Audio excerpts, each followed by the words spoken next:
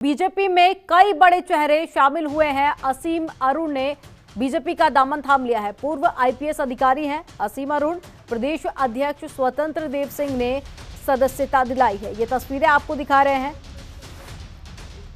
जब पूर्व आईपीएस ने बीजेपी का दामन थामा और कई सारे नए चेहरों को बीजेपी में शामिल किया गया है। बीजेपी की सदस्यता दिलाई गई है और साथ ही पूर्व आईपीएस अधिकारी ने भी बीजेपी का दामन थाम लिया है। तो प्रदेश अध्यक्ष स्वतंत्र देव सिंह ने सदस्यता दिलाई, जहां तमाम बड़े नेता और साथ ही केंद्रीय मंत्री भी मौजूद रहे।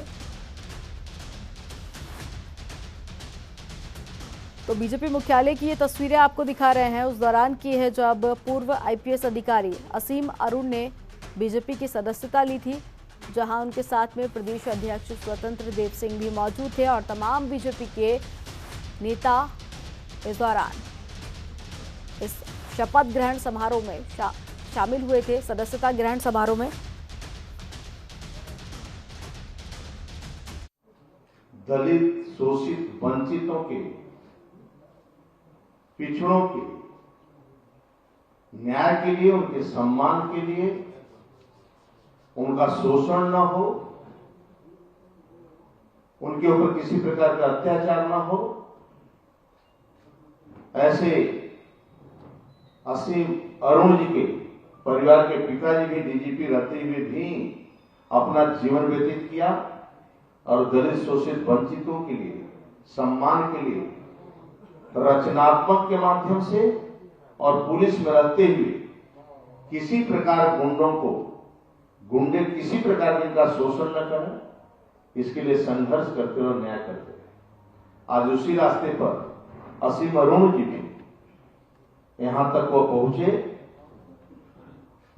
क्या उनके मन में आया, क्या सोचे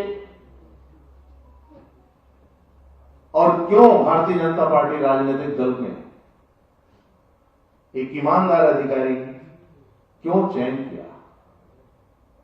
जब मेरी वार्ता हुई असीम अरुण जी से तो उन्होंने कहा कि स्वतंत्र जी, हिंदुस्तान के अंदर मात्र एक दल ऐसा है जो राजनीति है लेकिन नेतागिरी नहीं करता है। समाज के गरीब तबकों को और पंक्ति के अंतिम व्यक्ति को, दलित को सम्मान के लिए मैं देश के गौरव अटल बिहारी वाजपेयी को भी देखा नजदीक से और मैं आदरणीय नरेंद्र मोदी जी को भी नजदीक से देखता हूं। युवाओं के लिए प्रेरणा, एक ऐसा चेहरा जो युवा भी है, ईमानदार भी है, अनुभवी है, प्रोफेशनल है और अपने इस करियर के दौरान एक भी दाग जिनके ऊपर नहीं और ईमानदारी की पहचान, ऐसे युवा अपना लंबा करियर छोड़ने के, अपना अनुभव लेकर जब भारतीय जनता पार्टी में शामिल हो रहे हैं तो एक नई पारी की शुरुआत करने जा रहे हैं। और असीम अरुण जी का मैं बहुत बहुत स्वागत, अभिनंदन भारतीय जनता पार्टी में करता हूं। उनके उज्जवल राजनीतिक भविष्य की कामना करता हूं। उनके अनुभव से भारतीय जनता पार्टी आगे बढ़े और इनकी तरह के और युवा जिन्होंने सामाजिक जीवन में आगे बढ़ने का प्रण लिया है, वो अपने अनुभव को लेकर भारतीय जनता पार्टी में शामिल होंगे। आज केवल एक अधिकारी ने लंबा अपना अगला करियर छोड़कर भारतीय जनता पार्टी ज्वाइन नहीं की। युवाओं को प्रेरणा देने वाले कैसे उनके भी युवा ने भारतीय जनता पार्टी में शामिल हुए हैं। प्रधानमंत्री मोदी जी की सोच सबका साथ, सबका विकास, सबका विश्वास और सबका प्रयास, उसको आगे बढ़ाने के लिए काम किया है। मैं आज बहुत प्रसन्न हूँ, संतुष्ट हूँ, क्योंकि भारतीय जनता पार्टी ने मुझे एक बहुत बड़ा अवसर दिया है लोक सेवा का। और लोक सेवा की जब मैं बात करता हूँ तो मैं एक बृहद रूप लेता हूँ, जिसमें कि किसी भी तरीके से लोक कल्याण के कार्य जो किए जाते हैं उसको मैं इसमें शामिल करता हूँ। मैं समझता हूँ कि ये एक ईश्वरीय संरचना है कि एक पुलिसकर्मी जो अपने काम को पूरे धुन के साथ कर रहा है और कोशिश कर रहा है कि पूरी ईमानदारी से करे, उसके बारे में एक शीर्ष नेतृत्व कल्पना करे, उस कल्पना के बारे में सुझाव दे। और आप समझ सकते हैं कि ये निर्णय आसान नहीं था, लेकिन जब इसके ऊपर पूरी तरीके से मैंने और मेरे परिवार ने विचार किया तो उनको लगा, सभी को लगा कि एक तरफ कुछ 9 साल की एक मखमली जिंदगी है जिसमें कुछ और ऊंचे पदों पर जाने की संभावना है, दूसरी ओर कोई कष्ट नहीं है, एक आम व्यक्ति की जिंदगी है, लेकिन लोक कल्याण की, लोक सेवा के वृहद अवसर है। मैं ऐसा महसूस करता हूं कि माननीय प्रधानमंत्री मोदी जी की इतनी वृहद सोच है और भारतीय जनता पार्टी की सबसे बड़ी शक्ति है नए नेतृत्व को विकसित करने की योजनाएं बनाना और तैयार करना।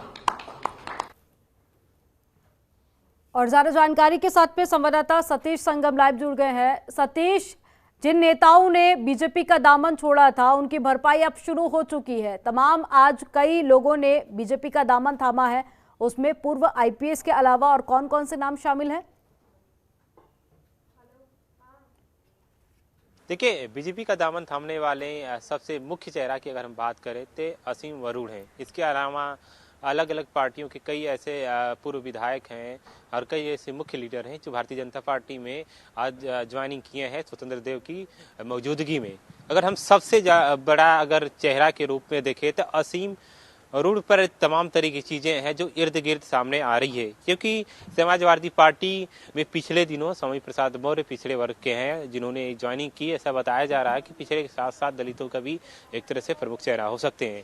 अब बात करें हम भारतीय जनता पार्टी की तो असीम अरूढ़ को जिस तरह से उन्होंने पार्टी में शामिल किया है, एक अफसर के पद पर कमिश्नरेट को पद को एक तरह से इस्तीफा देकर या छोड़कर, नौकरी छोड़कर भारतीय जनता पार्टी में ज्वाइनिंग करना ठीक चुनाव से पहले एक तरह से अहमियत भी मानी जा रही है। उन पर अगर हम फोकस डालें अरूढ़ पे, असीम अरूढ़ पे, तो एक कन्नौज क्षेत्र से बताया जा रहा है कि भारतीय जनता पार्टी के उम्मीदवार होंगे।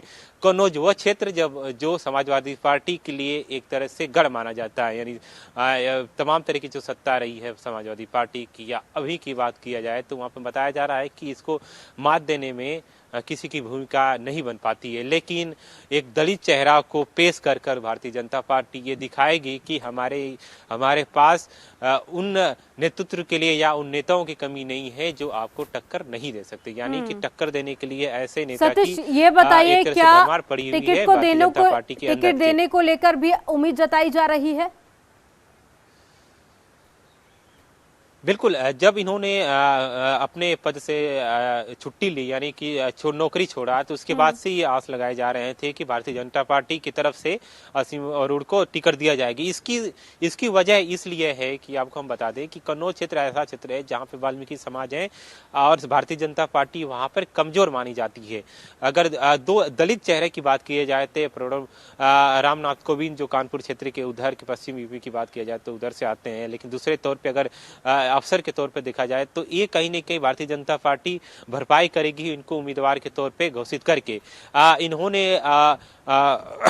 असीम अरूढ़ से भी तमाम तरह की बात की गई तो इन्होंने बताया कि हम प्रधानमंत्री के मार्गदर्शन में या उनसे प्रेरणा लेकर राजनीति में कदम रखे हैं। तो जाहिर सी बात है कि भारतीय जनता पार्टी की इससे एक तरह से बड़ा लाभ मिलने वाला है आने वाले समय में। जी, खबरों के निष्पक्ष विश्लेषण के लिए सब्सक्राइब करें Janatantra TV and press the bell icon. Never miss any update.